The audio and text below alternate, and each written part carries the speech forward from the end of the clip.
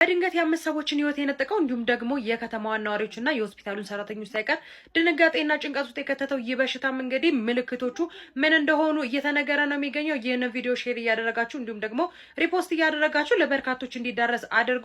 በጂካ ከተማ ውስጥ እንግዲህ እስካሁን ድረስ 5 ሰዎች የጤና ባለሙያዎችን ጨምሮ ማለት ነው 5 ሰዎች ሞተዋል። እንዲሁም ደግሞ 8 ሰዎች በበሽታው ተጠርጥረው እንግዲህ ተለይተው እንደተቀመጡ ጭምር እየተነገረ ነው የሚገኘው። የበሽታው ምልክትም በአፍና በአፍንጫ መድማት እንዲሁም ደግሞ በተለያዩ አካባቢዎች ላይ በድንገት ደም መፍሰስ፣ ከፍተኛ የሆነ ትኩሳት፣ ማንቀጥቀጥ እንዲሁም ደግሞ የተለያዩ ምልክቶች እየታዩ እንደሆነም እየተነገረ ነው የሚገኘው። እነዚህ ምልክቶች ያያችሁ ሰዎች በአስቸኳይ ወደ ሆስፒታል በመሄድ እንዲሁም ደግሞ ራሳችሁን በመለየት እንድትተባበሩ፣ በተጨማሪም ደግሞ የከእጅ ንክኪ እንዲሁም ደግሞ ከተለያዩ የሰውነት ንክኪዎች እንድትቆጠቡና እጃችሁን ቶሎ ቶሎ በሳኒታይዘር እንድታጸዱም ጭምር እንግዲህ እየተነገረ ነው የሚገኘው። ስለ በሽታው የመተላለፊያ ሁኔታ እንዲሁም ደግሞ የተለያዩ መረጃዎች እስኪወጡ ድረስ እነዚህን ጥንቃቄ አድርጉ።